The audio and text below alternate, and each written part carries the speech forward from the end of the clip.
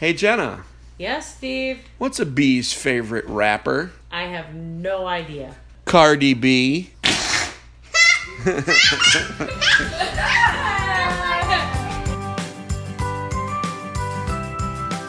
Hello and welcome to Engage, your family gaming podcast. This is episode 193, and I am your host, Steven Dutzman. As always, this is the official video game and board game podcast for EngageFamilyGaming.com. EFG is a website where parents like myself and my co-host come together to give everyone the information they need to get their family game on. This week, I'm joined once again by my co-host, Amanda Farrow, the Princess of Power of Super Editor-in-Chief of SuperParent.com and GameDaily.biz, among other titles, some temporary, some project-based. You're just busy. I'm very, very busy. That's my common refrain right now. You Hi, are just I'm tired. very busy. You are tired. So, you just went to play NYC over the weekend. I sure did. Which was your third Saturday in a row of not being in your home? It sure was. It sure was. Are you going to be in your home? And are you going to be in your home next weekend? And this coming weekend, I'm going to be in my home on Saturday, but Wow. not Sunday. Or not for part of Sunday. I'm going to a Nintendo thing on Sunday with my kiddos. Cool. I'm a little jealous. And then after that, then you're flying out to Disneyland for the last Saturday of the month with Game Daily. Well, I don't fly out until that Monday, thankfully. Oh, so you have So I have like a Saturdays. full weekend at home. What? Yeah. Oh my goodness, I know, I have 2 Saturdays at home. The universe conspired. But I might not have a Sunday because I don't know what's going on with that Sunday. We're either going out for dinner on that Sunday when my husband gets home, or there is a big Mike.com reunion or something that's supposed to be happening that afternoon for all the old gaming folks. All y'all old gaming all us folk. Old gaming folks. Well, you can tell all of them about our podcast. So I will. Okay. So this week's video game week. Last week we talked about Gen Con because of your voyage to Gen Con. And we thought, why not just basically let you run the topic selections for the show just by traveling all over the place. So you went to Play NYC. So that's going to be the big topic today. But it's not the only topic. We're also going to talk about loot boxes for a little bit. Mm-hmm. And then we're going to talk about the Pokemon. Because it turns out, because you have been so busy, there was like a whole bunch of Pokemon announcements that you have no idea about. So I'm going to just fill you in. We're going to get you all taken care of.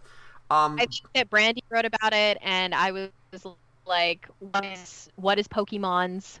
What is Pokemons? And I might have just given it the gold star approval and sent it on out into publishing land without actually digesting what happened. Yeah. You went and were like, are the periods and the commas in the right place? Does she say the game any more than once? You did that stuff and fixed it. I did. Very good. Very good. So we're going to make sure that you can digest it, and we're also going to talk about it with the folks. Also, did you know Ninja has a book coming out? I heard that Ninja has a book coming out. It's basically called It's called Get Good. I heard. I'm actually kind of interested. A choice. Of course you are.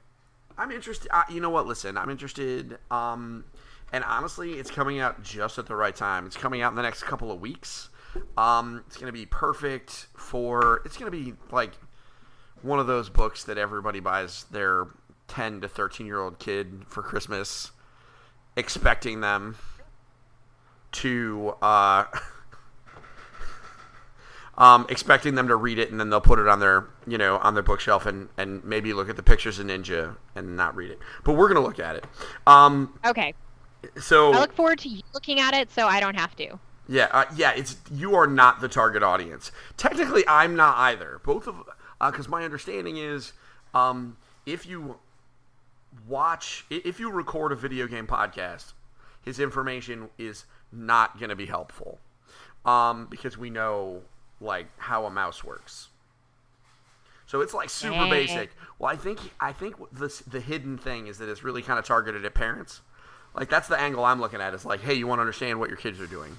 Because, like, sometimes they're speaking another language. But anyway, so Ninja's got a book. And we kind of just talked about it, so it's not really a topic we're going to discuss. And then we have, as always, a question from the audience. So, how was Play NYC? It's like the third year, right? It's the third year, yeah. So Play NYC was like there was a media hour, so it was really, really chill for the media hour. There were only maybe 20 of us. And it was like the spread of games that were there were really, really interesting. Okay. The weird thing about New York is that it doesn't have that prominent of a game development scene because there really aren't a ton of studios that have set up shop in New York City. They just haven't. Which is where Playcrafting came from, and Playcrafting that Dan Butchko put together a handful of years ago. You know, he did it because he's like, look, there's nowhere for indies to go. I love games. I think indie developers are cool. So what if I created a space for them to gather and hang out and make cool stuff? So yeah, it's their third year for the Play NYC Expo. And the Play NYC Expo was both tabletop and video games. So I went and I took a look at a bunch of different tabletop games. I took a look at a bunch of different video games. I got cards for games that I'm super excited to know more about, but the lines were bonkers by the time I got out of my conversation with Dan, because I had like an hour and a half conversation with the founder. So it was wonderful. I don't regret having it, but it did mean that I didn't get to play as many games as I liked. Now, like, how long was the day? Well, I mean, like, I had to come home. I had stuff to do because, you know, I can't just be playing video games all day, much as I'd like to. I thought that's what our job was.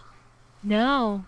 Oh. No, it turns out that's not the case. Yeah, that's definitely that's how they sell us on it. And then we do. get in. And it's not that at all. It's literally not even remotely that. So some of the cool things that I ended up seeing was this game called AO the Clown. It was one of the Clown? AO the Clown. It was an actual cute clown game. I haven't seen a cute clown game in potentially ever. Yeah. Okay. And it's on Kickstarter right now. So AO is a platformer. It's a little rough around the edges right now because it's still in development and they're still working out the kinks and stuff like that. So I'm not a huge fan of the platforming, but I really, really like the aesthetic. It's irreverent, it's colorful, it's fun. I'll make sure that we link to it in our show notes. Okay. Yeah, how do you spell AO? It's so cute. It's AYO. Oh, okay. AO. Oh, it was a Kickstarter. I remember seeing this. I remember seeing this and it's still on Kickstarter as far as I know. Oh. Yeah. So it's coming out next year, I suppose. And okay, I saw this. Sorry, can you say that again? I saw this. Okay. Okay, I know what you're talking about. Okay. Okay.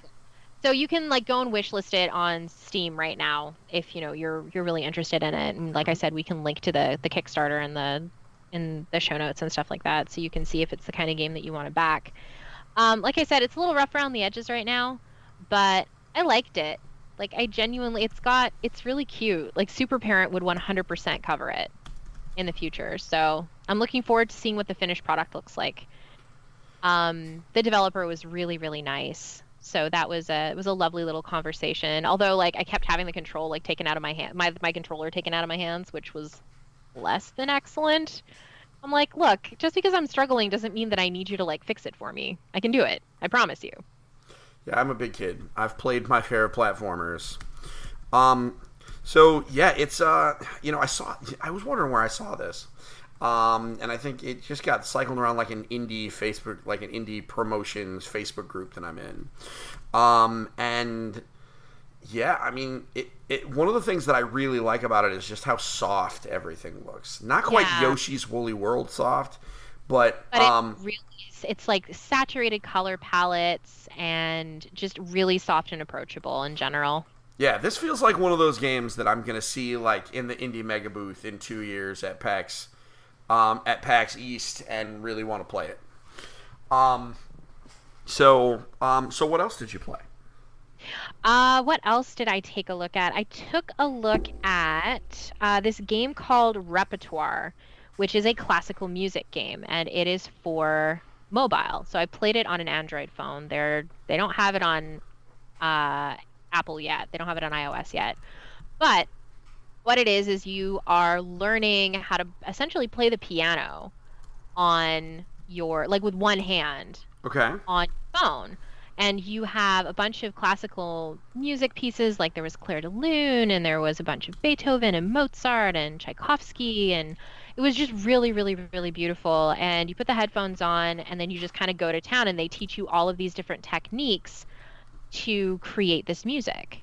So, and it's complicated. Like, it starts off really simple, really easy, and you're like, okay, well, this is fine. And then the guy who was demoing it to me is like, okay, we're going to kick you up to level 7 because it seems like you can handle it. And I'm like, I'm on level 2. How about we kick me up to like level 4? He's like, no, we're going to do level 7. You'll like this one. This one's really hard. I'm like, what? I got my butt kicked. I couldn't finish it. It was way too hard. But yeah, Repertoire is a game by Playful People, and it was one of my secret little favorites of Play NYC. I liked it a lot because I love music games. Rhythm games, music games, they are 100% in my wheelhouse. I'm really, really looking forward to playing Cadence of Hyrule because of that. Yes, you are. That I game am, is and so I have a good. short answer. Yeah. So I'm looking forward. I like that, but those are the kinds of games that I really like those kinds of rhythm games. So that was another one of the games I ended up checking out. What else did I take a look at? I ended up seeing, it's not Board Game Week, but this is Play NYC. So I ended up seeing this game called Inequality-Monopoly. Okay. So it was a game that is designed to teach people, not just children, but just to teach people some of the systemic racism and sexism inherent in our society. And it's a game where you have an identity card that you're given. So the people around the table were given like the identity of white woman, black woman, Latina man, or Latino, or like whatever. And you were confined to those specific rules. Like, you weren't paid as much if you were a black woman. You were paid like 30% less than white women or something like that. I don't remember all the stats off the top of my head, obviously, because it was just it was a quick demo. But it was really interesting. Like, you had to either break down that systemic, like you had to break down the structures, or you benefited from the structures. And either way, you have to be the one at the end that has the most property, and you have to have the most money. So it was really, really interesting. It was an interesting social commentary about how to navigate the world if you aren't the person that you grew up as. Cool. Created serious empathy beats. So Cool. I'm looking forward to writing about that, I think, on Super Parent and potentially on Game Daily, because I think that it has a lot to say. Sure. So that sounds awesome. It was really cool. And I think that they have it available for like the deluxe hard copy or whatever. If you just want to print it out, it's $10. But if you want a hard copy of the game, it's $50. So fair enough. not too. Another game that I ended up checking out was called Skellboy. And you guys at home can't see this, but I'm holding up a card to my monitor. Ooh. So that that's your aesthetic. It's totally my aesthetic. It is this adorably cutesy platforming adventure nonsense game that I legit cannot wait to play on the Switch. It looks like it's a Switch exclusive. So that's what the website is looking like? Yeah. So that's the rest of the art here. It is just unbelievably cute. I love it so much. And the controls were really easy to get a hang of, and it felt really good to play. So I'm looking forward to just kind of running around in this crazy, kooky, spooky, adorable aesthetic. So I'm watching this trailer. I'm going to try and describe this to people. Okay, folks. It's nonsense. That's really what it is. Okay. It is, so you play as a skeleton that's shaped like Meat Boy, because he's basically just a square. He is kind of Meat Boyish, isn't he? Well, only in as much as he is entirely a square. It appears like he has a cardboard sword. And so you are running around, 3D worlds that are all just kind of cardboard pieces. But because of the art style with like the bright colors with the very thick dark edges, it looks kind of like Okami. Ish? Vaguely. Yeah.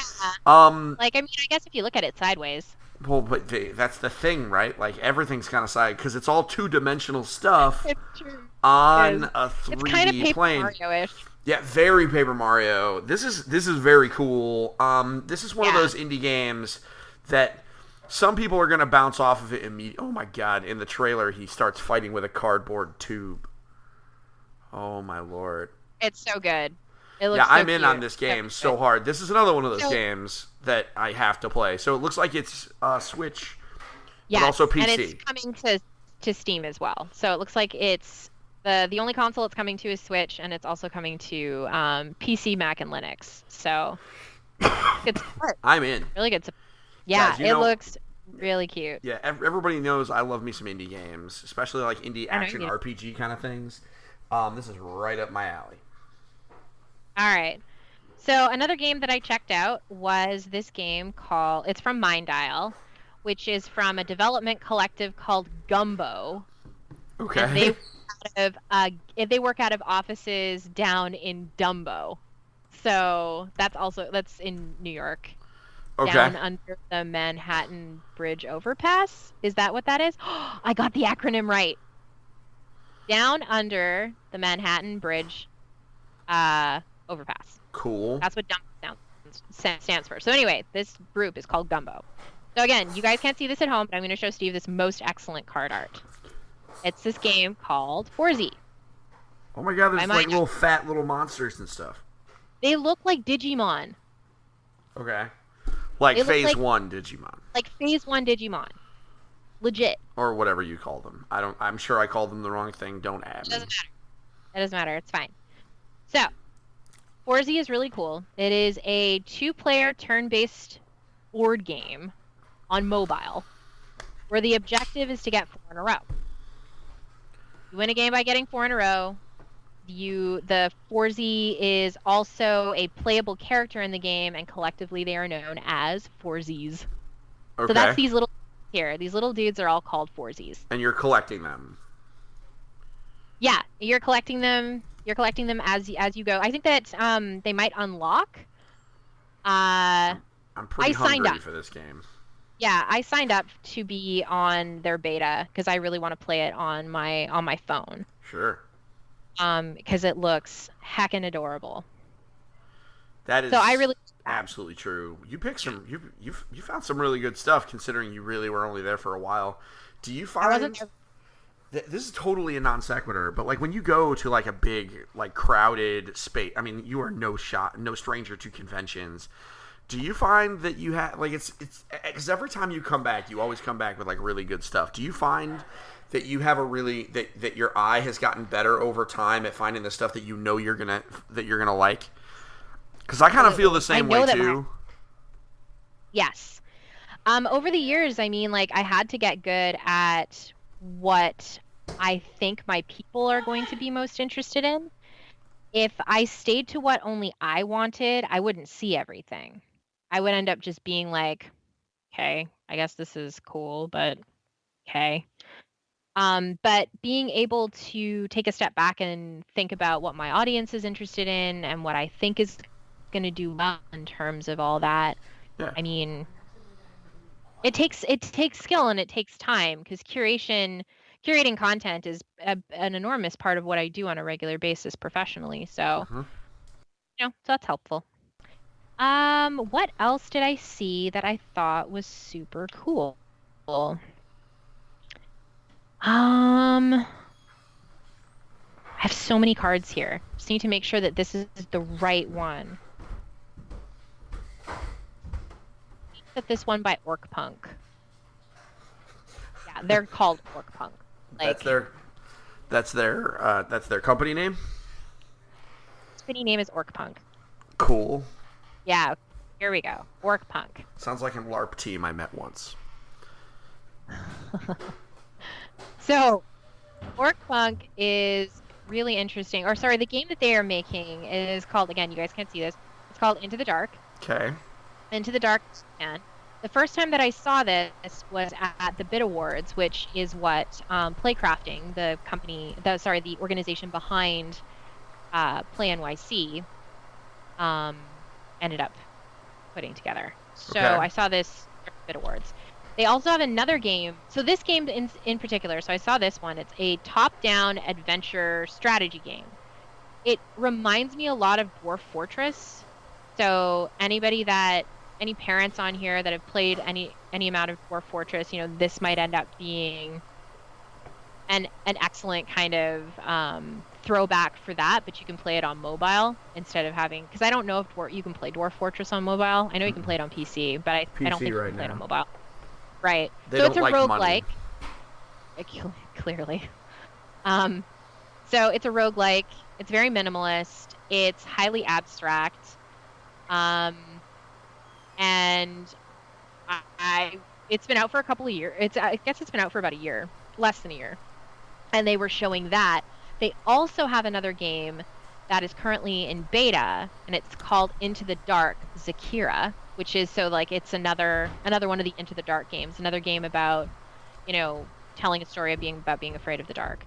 But this one is a strategy arena.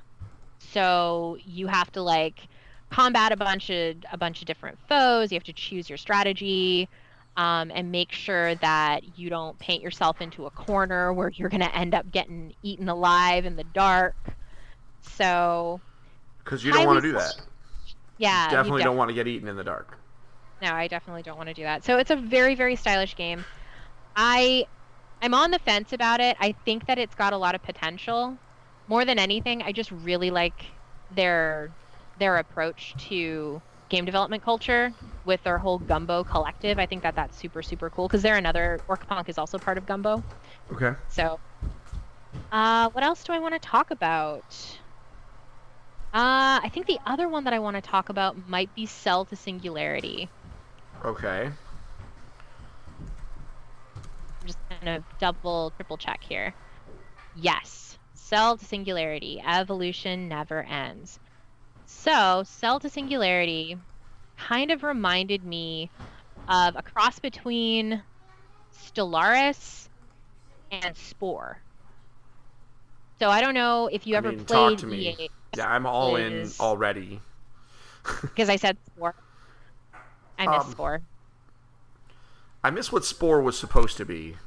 Yeah. Same. But I like the grand strategy applied to weird evolution stuff. Exactly. So that's what Cell to Singularity is all about. So you start off as a single cell organism. You have to upgrade your biology. Figure out what kind of organism you want to be and what you're going to evolve into and everything like that until that particular society engulfs that planet with a civilization on the brink of singularity. So it's super, super cool. Hence Cell to Singularity. Exactly. Sounds awesome. So it's a free-to-play game. You can get it on Google Play. You can get it on the App Store. You can play it in the browser. You can get it on Steam. It's got it's really, really interesting. And I think that it's got enough going on with science that I would find it more engaging over the long term than I found Spore. Because the promise of Spore, and anybody that remembers Spore remembers that there was a promise. Several promises, arguably. Yes, there were many promises made. Let's be incredibly clear about that. But yeah, so this game looks really interesting. I don't know how much time I have to play something like this right now. It is not. I don't know if it's available on my Canadian store. It's available right now on Steam. It is available right now on Steam. I may have just started the download and then canceled it because I remembered I didn't want to eat up the bandwidth for our podcast. But I'm definitely going to be downloading it for the freeze. And maybe we'll even talk about it next week. This might even be, who knows? Because it's kind of neat. I mean, the graphics are simple. I love the idea.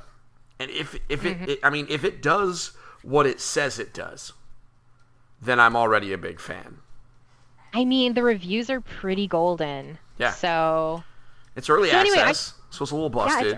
But whatever. That's right, yeah.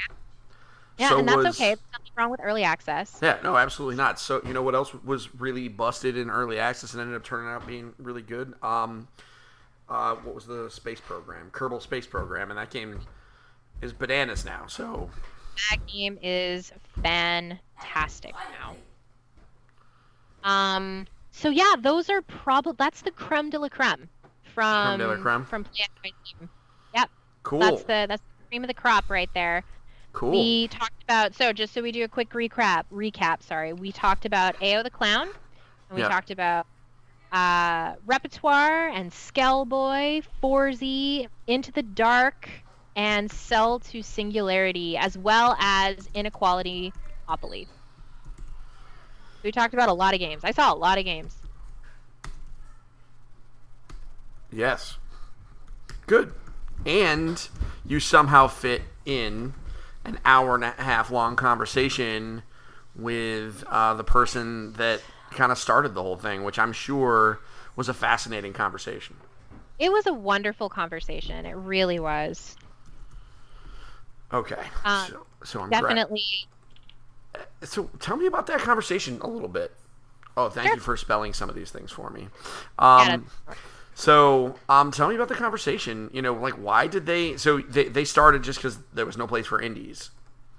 Well, I mean, it started out of a need for. So Dan's background is in social work, but he's always loved video games, and what he was looking for was combining that very couch co-op perspective and doing live events and bringing people connect people in person together with video games. And he ended up filling a need because there wasn't a formal place for like New York City devs to really go to. I mean, there have been other organizations and everything like that, because there's the Game Developers of Color Expo, which is in Harlem every year, and there are a number of different organizations, but what I like most about Play NYC is that it's so very inclusive, and there were a bunch of people that clearly came from doing work in a lab at school and came back into Play NYC just to showcase their stuff. And there was a ton of overlap between Play NYC and the Game Developers of Color Expo, which was super cool. But yeah, Dan is a fascinating person. He's really dedicated to creating communities. And, by going out and courting these corporate sponsorships with places like Nintendo and things like that, he's able to do more, to reach more people. And playcrafting is all over the US now. So there's playcrafting in Boston, there's playcrafting over in the Bay Area, and then there's playcrafting in New York, and playcrafting in New York is the original. So, and then they also have the Bit Awards, which is really cool. Which I think you went to those, right? I did, yeah. We'll likely be going back to the Bit Awards again this year, because it was just such a wonderfully put together award ceremony. It was great. It was wonderful to see. I think Jen McLean was there, and she was the head of the IGDA at that point. She was the executive director. It was really great to see her get an award Awesome. for her influence in the industry. So yeah, it was great. It was great seeing, Polygon people up on stage giving out awards. Very New York. Very New York centric. I was wondering, I really like. Were the Polygon folks at Play NYC? They were. There were a few of them wandering around throughout the weekend. They were there because Dan is just this bundle of positive, wonderful energy that is just so easy to look at him and be like, okay, yes, of course I'm doing this for you. Of course I'm going to come by.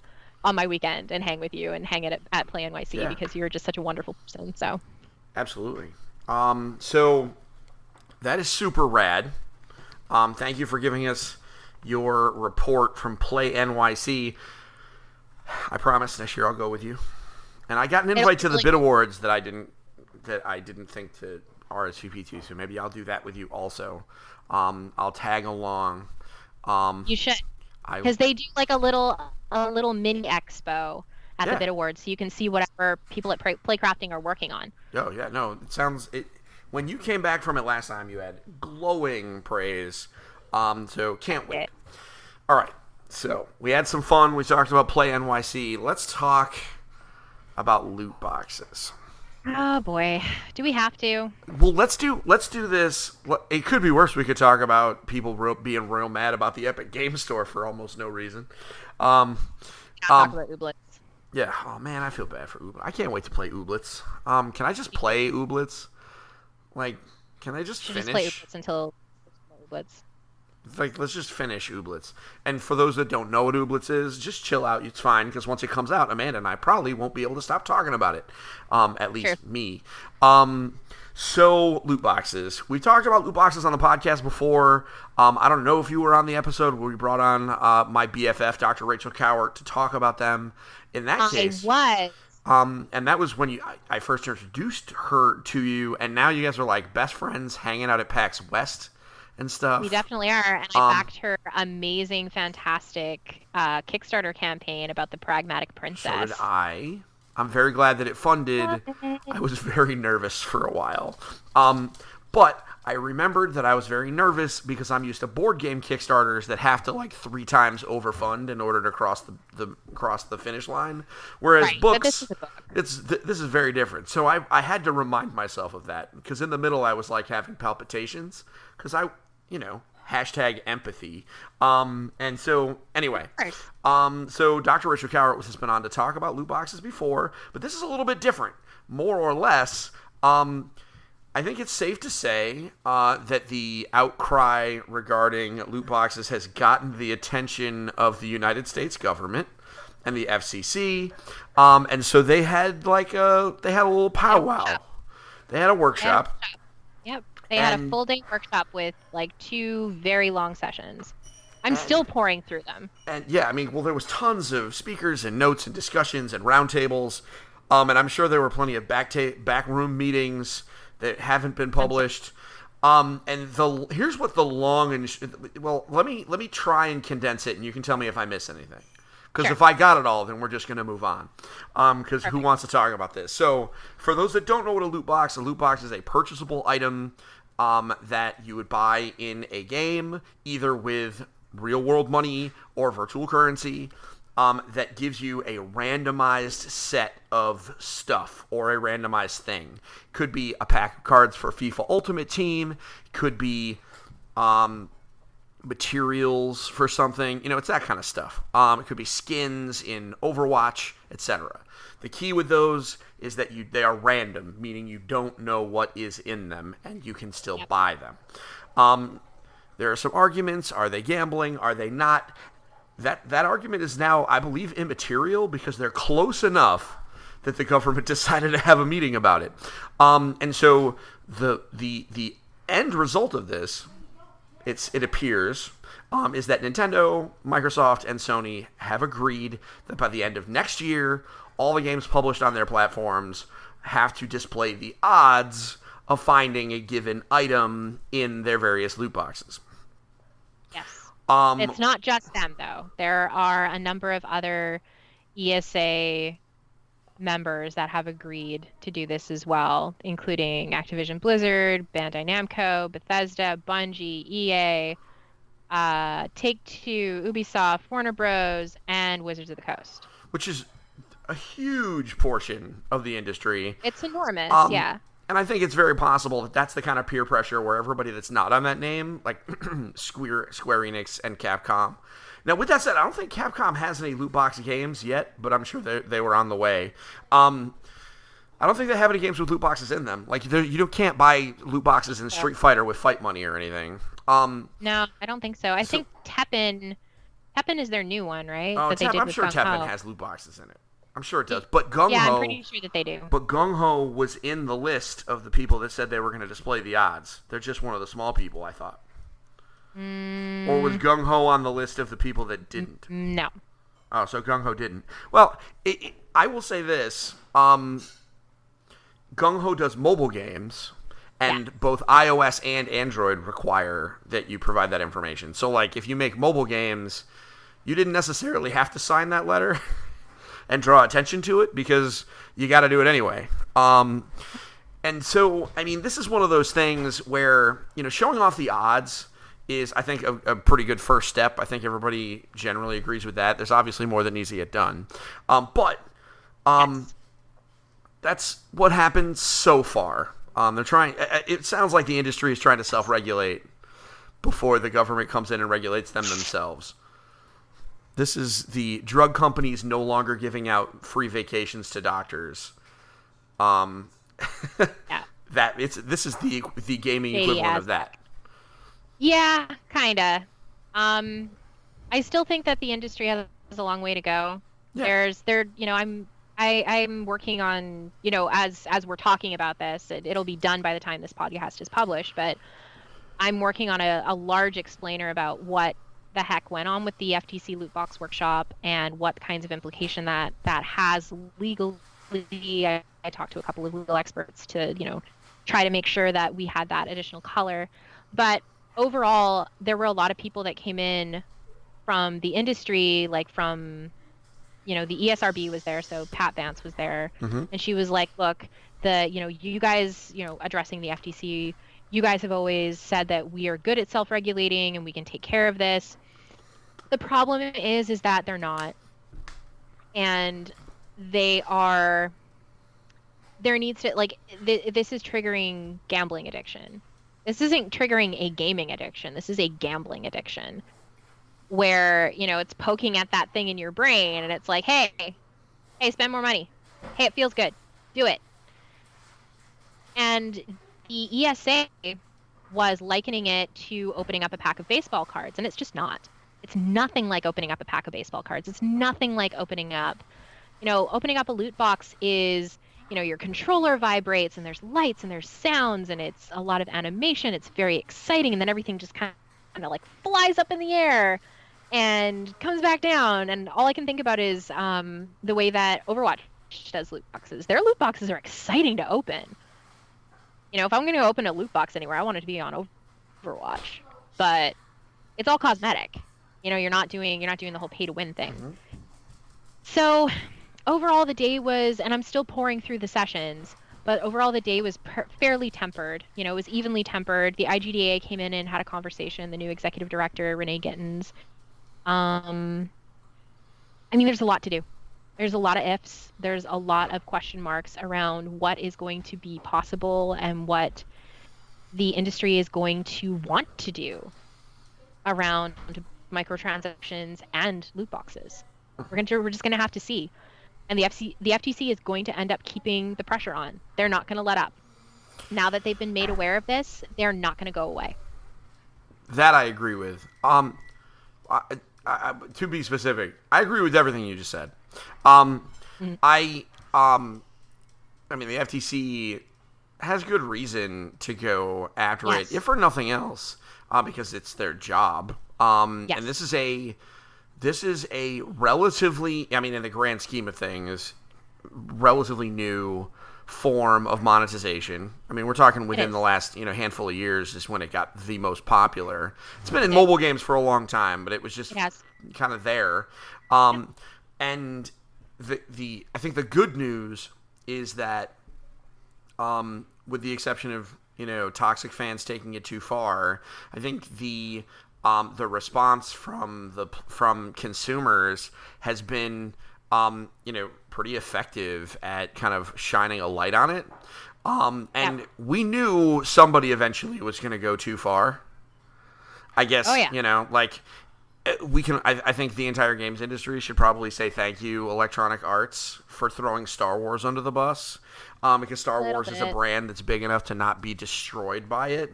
And if it wasn't them, it was going to be Activision with a Call of Duty game, right? Like somebody was going to do it too much, was going to go too far. Yeah. And so now the FTC is hopefully going to hold them to it. One of the quotes that I heard from, I forget who it was. I'm sure you have heard the quote because you have been reading all of it. Was someone was like, well, listen, these loot boxes, we can talk about like what they are and what they aren't, but one thing they absolutely are is they are designed to be purchased. So, what we have to be careful about is the idea that game designers, and I think this is someone from, like a gambling, organization. It was like a protection, like against them. Yes. And he said, these things are designed to be purchased. Like obviously they're not just there. And so the games can theoretically be designed in rather insidious ways to encourage you to buy them, even if the excitement to open them is not, that's not the issue. It's like, if the game is designed so that you have such a long grind that you need stuff, which was the concern with, what was it, Shadow of War, where a lot of people were like, oh my God, you got to buy 1 million loot boxes because you need all these orcs because the game is such a slog. And I think that's, man, And that's in my piece too. It's a mess. So this is the, one of the things they advocated for, which I absolutely really dig, from a like a parental controls perspective, is kind of designing either the systems or the games to lock out just those specific types of purchases and just block them out. Yes. Yeah. I would love that. Out of sight, out of mind. Yeah, because the reality is some microtransactions are not insidious. No, they're not. And whereas one of the things that I really love on mobile is, one of the games I really like on mobile, on my phone, is Gems of War. Sure. And Gems of War has an excellent in-game economy. It is well monetized. It doesn't punish you for not spending money. It doesn't make you feel bad if you are like, no, I don't want to pay money for this game. I just want to go and play my match 3 game and do our RPG stuff. That's what I want to do. I want my Puzzle Quest game. Thank you for giving this to me. I am eternally grateful. It's true. That's my whole mood with that, because I love Puzzle Quest. This is not a secret. But yeah, they have an in-game economy that's really robust. And if you were the kind of person that you really, really, really wanted to spend all of your time playing this one game, you could really get into it, and you can purchase stuff with real money. But they make it so easy to earn in-game money and in-game currency that you don't have to indulge and find yourself in debt with microtransactions. And I don't think they have any loot boxes in their game. So microtransactions don't have to be insidious. They, like you said, they don't have to subscribe to dark user experience patterns. They can, in fact, just be a complement and a way for fans of the game to be like, well, shoot, I've been playing this game for friggin' ever, so I'm going to go and kick them some cash. Mm-hmm. But I have, financial liquidity, right? I'm an adult. My kid, not so much. I don't want my kid going in there and being like, well, mama, I want this, this, this, and this. And then before you know it, it's a Fortnite skin situation. So. Yeah, those are challenging. We've had some long and hard discussions about Fortnite skins in our house. So. Sorry, Pam. No, you know what? We had a discussion about it, and we made some very clear rules about, and Good. basically, and because that's at the end of the day, that's the real key. Let's have, especially with our kids, let's have discussions. Let's talk about it. Let's understand what's there, and then utilize the tools that are available. My kids know I have to be very, very specific because for my own convenience, my PayPal is linked to my consoles. But they know that that's where their grocery money comes from, so they don't mess with that, and they don't. But we talk about it, and they also know that, and the reason we're comfortable talking about it is because they know that I value their digital belongings. And so this is kind of part of the deal. We talk about like, dude, listen, I will buy you the Fortnite Battle Pass every season. You want all the skins out of that, you got to earn them, which I think the season pass situation is so perfect. I pay a nominal fee, and they have to work for it. and he's got to achieve it. I got into an argument with someone who said that the Battle Pass doesn't have a sense of achievement, and I was like, then you're not 10, because you'd have no idea what you're talking about. But then the other piece is, it's like, okay, the only dance I will ever buy with real-world money is the floss, because you missed it the first time, and I get it. Other than that, sorry. Okay. Save up your V-Bucks from the Battle Pass, and I will only pay real-world dollars for Link. And so if they don't do Link, sorry. Michael Jordan, forget about it. Link. But right, that's the discussion. And this is a similar situation. Hopefully they give us more tools. It feels like that might be the direction they're moving in, ideally, where maybe they'll be forced to give us more tools as parents to kind of opt out of some of these things. And hopefully this will also put enough pressure on some of these companies to say, you know what, maybe it's just not worth it. And maybe they'll just... Isn't that what happened with Psyonix and Epic? They pulled loot boxes out of Rocket. Even though Rocket League had implemented incredibly ethical loot boxes, they disclosed the odds before anyone else did. Mm-hmm. They were really cognizant that they're like, look, we don't want you to buy this stuff without knowing what you're buying. Yeah. And they were great about it. I agreed, and I think that's probably, me personally, if I were to make a prediction, I think that's probably what's going to happen. I think a lot of these companies are going to move away. I think the next company that's going to move away from them is, I think Overwatch is next, personally. I mean, maybe it would be nice if they just let, like, if they're to keep the microtransactions, because I have no problem with microtransactions in Overwatch at all. Mm-hmm. But just to purchase like skin packs and bundles, that's what Heroes of the Storm yet let you do. Yeah. That's what you can do in WoW. Yeah. You know, if you want those additional microtransactions, is what you do in Final Fantasy 14. Mm-hmm. So I think the model is there. Microtransactions in games isn't bad.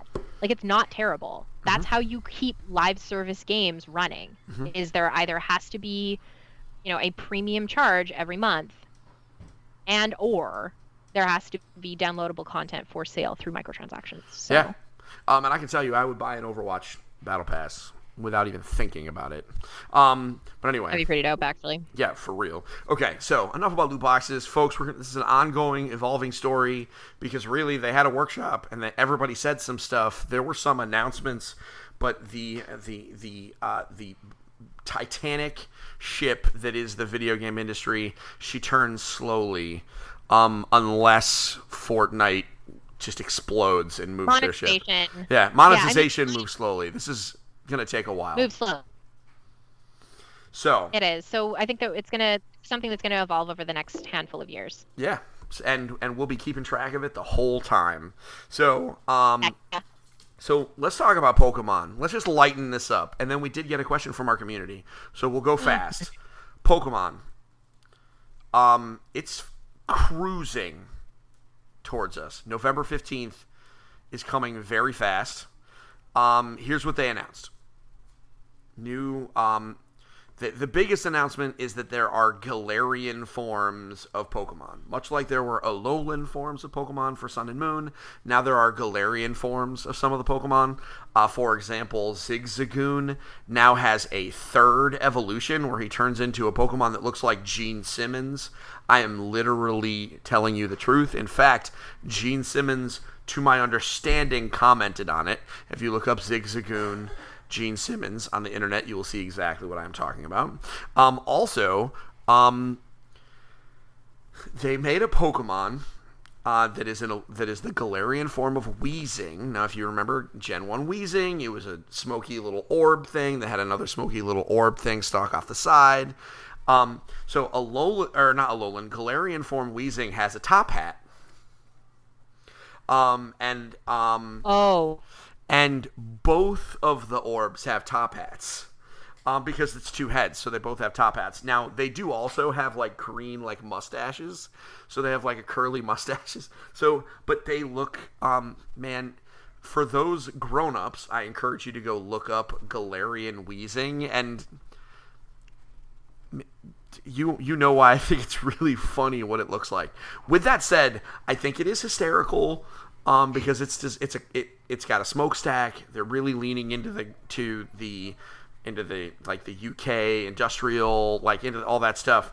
It just makes a lot of sense to me. But this is the best part. They announced the enemy team. You know how every game there's an enemy team? The enemy team this year is the toxic fan base of one of the other trainers. They are Team Yell, and they are literally a bunch of soccer hooligans. No. They're a bunch of soccer hooligans who are very much fans of one of the other trainers. They yell a lot. They follow her around. Good night, Maggie. They yell. They follow her around. They yell at everyone that she's trying to fight. She tries to calm them down, but sometimes she does. Most of the time she can't because they're toxic. Pokemon, in one game,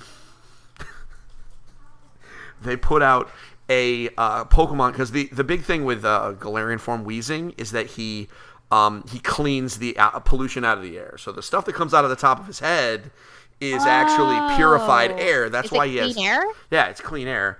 So they keep him around to clean up the smog. And so they have a Pokemon that cleans the air. And they have a toxic fan base as the villain. Pokemon can no longer say that it's not a political game, and I'm very excited about it. I cannot wait. Although, you and I have had our discussions. There's no such thing as an apolitical video game, but anyway. Clearly not. But definitely not the Pokemans. They don't. No. But also, there is. So you know how every game there's a Pikachu-ish Of character? course. So they have a hamster Pokemon now who is electric. Obviously. However, his name is Morpeko. Now, Morpeko has two forms, and he switches back and forth. One is full belly mode, and he is a delightful electric Pokemon, and he has a move called Wheel, where he shoots an electric hamster wheel at you. Okay, I'm following. But on the alternate turns, he burns through all his energy, all of his calories, generating electricity. So then he gets hangry. Literally, he goes into hangry mode, where he becomes a dark type Pokemon, and his hamster wheel is a dark type attack. This is the coolest thing ever, and also it looks like one of those.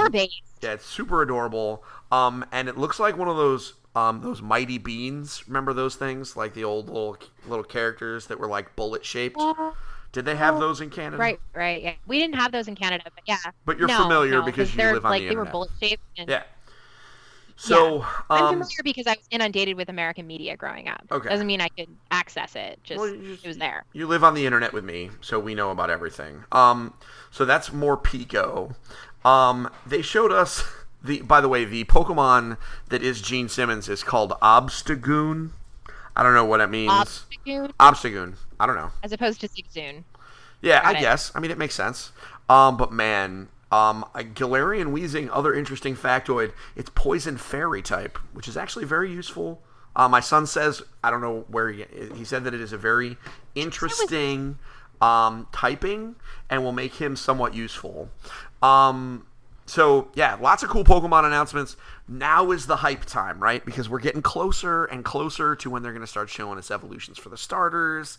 And I am so excited for this game. I can't wait to play it. It does come out the same day as the new Star Wars, but we'll figure it out. I think we're just going to be planning a 24-hour video game binge in this house the weekend after that. That's reasonable. Because Pokemans and Star Wars. So, all right. So that's Pokemon. Are you still in, or did I scare you away? No, I'm still in. All right. It's okay. Good. I'm still in. I'm here for the Poison Fairy type for Weezing. Right. I think he was always Poison type, but adding in the Fairy type, sure. He was always Poison type, but adding Fairy to that's interesting. I mean, that's going to make him super strong against the Dagrons. That was my son's thing. He was like, wow, you can use Weezing to kill a dragon? That's weird. Sure. Okay. So here is the question from our community. This question actually came from the infinite co-host, my brother, in the Facebook community, engagefamilygaming.com/community. The question he asked, and I believe it is because he is in the market for a new video game, is he asks, what games are we looking forward to playing in the next month or so, specifically looking at games on the PlayStation 4. Now, I happened to go to a place, you may have heard of it, called superparent.com, that has a release list that is published by your managing editor that includes some highlights and a pretty thorough list of all the video games that come up that are coming out over the course of the month. And I have some things that are on that list that I am excited about. But what about you? What are you looking forward to this month? Well, I think that a lot of the games that are coming out aren't super kiddo friendly. I think that Astral Chain looks great. Right. That's T for teen. I think it looks awesome. It's rated T for teen, so yeah, and it's one of those things that, and like Brandy ended up marking it as, it's great if your kids love Final Fantasy 15, Xenoblade Chronicles 2, and Monster Hunter. Which I think fits. Those are yeah, absolutely. Other things that I'm really, really looking forward to that are coming out over the next month. I think that, well, Oninaki is coming out, I guess, this month. So that looks really interesting. I still haven't played the demo yet, but I have it downloaded. Okay. Fell Seal comes out on the 18th, so it comes out on Sunday. And that was available on PC originally. Now it's coming out on Switch. Okay. I'm going to get it for Switch. I'm super excited. It is the kind of, like, it's a tactical game. It just looks brilliant. I love tactical games. You know me. Me and strategy tactical games and SRPGs, like, I am way into it. I know you love them. I am terrible at it. I do. I love them very much. But if we're looking for specifically for PlayStation 4 games, Control. Remedy's Control is coming out on August 20th, and it looks awesome. It does look pretty dope. It looks incredible. As the kids say. It's not for kids. No. It's not for kids, but it's definitely one of those after dark. Definitely one of those after dark games. Okay. So I'm down. I have to get through Fire Emblem Three Houses first, because I am obsessed with Fire Emblem right now. Man, I was thinking of skipping it, and the more I see about it, I don't think I can. I don't know, dude. I don't know. There's just too many games came out this month. I got overwhelmed. So many games. So I have some suggestions. Speaking directly to my brother, but really to anybody. I think one thing that is quietly very cool is the Lord of the Rings adventure card game. That's featured on this list, but I want to be very clear. I played this at PAX East and at Toy Fair. I've played this multiple times. Oh, yeah. And every time I play it, I love it. Yeah, it's very, very good. And it's on early access on Steam right now. And it's going to be on everything. Switch, PS4, Xbox One. This is one of those games. It's kind of Hearthstone-y, where you are, playing cards and, doing combat. The key is it has a story. I mean, it's not going to be the most, engrossing narrative ever. However, it is, it's a Lord of the Rings themed adventure where, the flavor is definitely there. I love, the music, and just some of the card art is really cool. I could not pull myself away from my demos. So I think that is quietly one of the big ones. I can't ignore Control. That one, definitely not one for the kids, but it looks pretty rad. I think I'm going to have to... It is one that you absolutely need to play. I do? Are you making me play it so that we can talk about it? Is that what you're saying? Or no, I will play it, and we can talk about it. Yeah, you play it, and then you can make sure that it's good for me. It is like new weird horror. Yeah. It's like psychological horror, which is 100% up my alley. So yeah, I need you to play it first and tell me how scary it is, because I'm terrified of everything. You do Oh, the I'm a Brady Cat wuss. Chronicles with me this year on Mixer. I'm such a wuss. Oh my goodness. That's So okay. I'm a total wuss too, so it's okay. now, I do have one last suggestion. Now, I think this is a big one because you know what? It's the end of the summer, right? Getting towards the holidays, so we don't want maybe you don't want to get anything crazy big, but you want to get a game that's going to last for a while. I'm going to suggest Rad. Because if you're going to play a game, why don't I suggest a game that is going to be relatively inexpensive and is a roguelike that you can play forever? Rad is the Double Fine. Rad is that Double Fine. Excuse me. Right. I'd forgotten that was coming out. Yeah. Well, because it kind of just snuck out. How about that random stealth announcements of kids on bike or knights and bikes rather? Oh right, yeah. That just got announced. That didn't make it to your list because this list was published before they stealth announced it. Like today, I think. But Rad is more or less this. It kind of plays like Gauntlet. You're a dude or a lady. It's random, and you go through and you fight monsters and. Eventually you earn random like mutations and so one of the times I played it I grew a snake head, so that meant like while I was attacking, my attack combos included like a poison bite, and I got a turtle shell, and and every time you play through you get different upgrades, and so this is one of those games you can play forever because every time you play it is different. It's got that Double Fine sense of humor.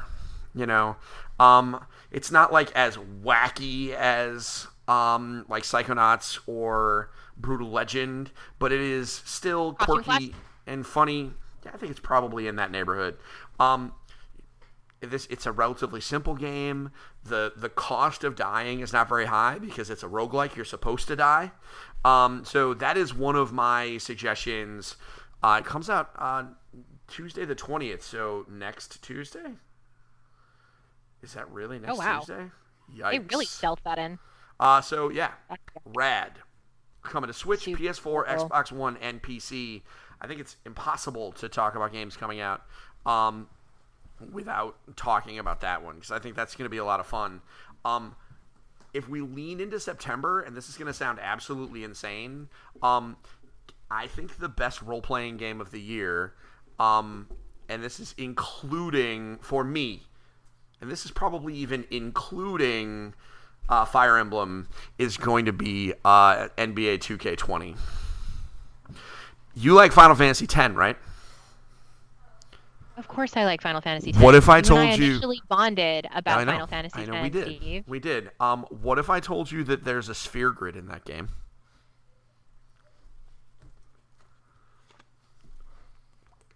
Go on. Tell me more. They basically... Every year, what was it? It was a couple of years ago. I played NBA 2K, I want to say 17 or 18, and it was the best role-playing game I played that year, without question. It was the year 15 didn't come out, so do the math. Here's the thing, right? The story mode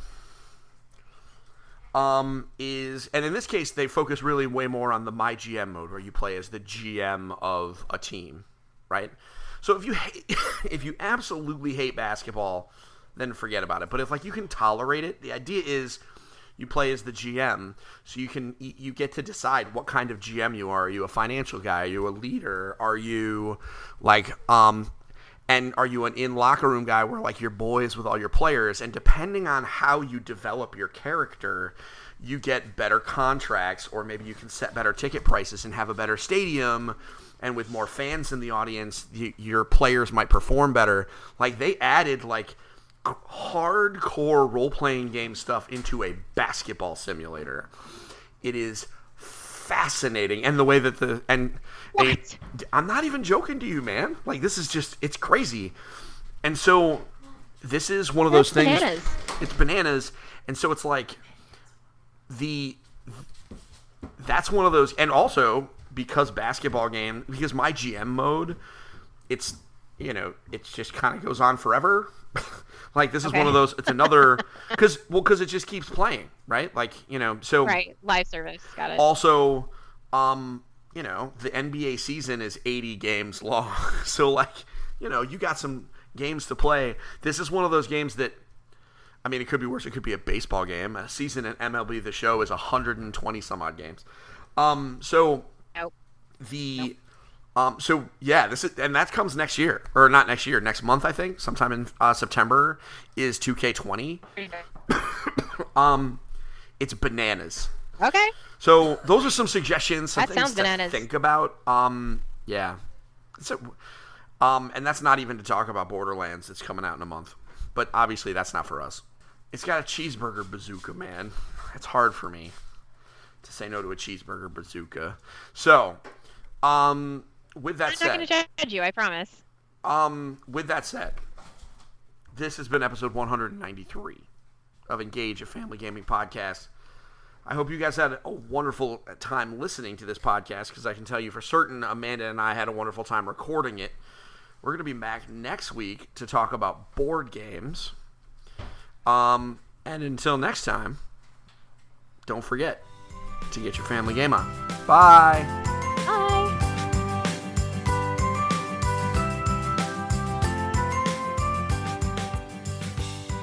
Thank you for listening to Engage, a family gaming podcast. Thank you for listening. Thank you for listening. Tune in next week. Okay, John, if you can isolate one of the better farts and just put it in there, that'll be good. This will be the end of this recording. Like this one.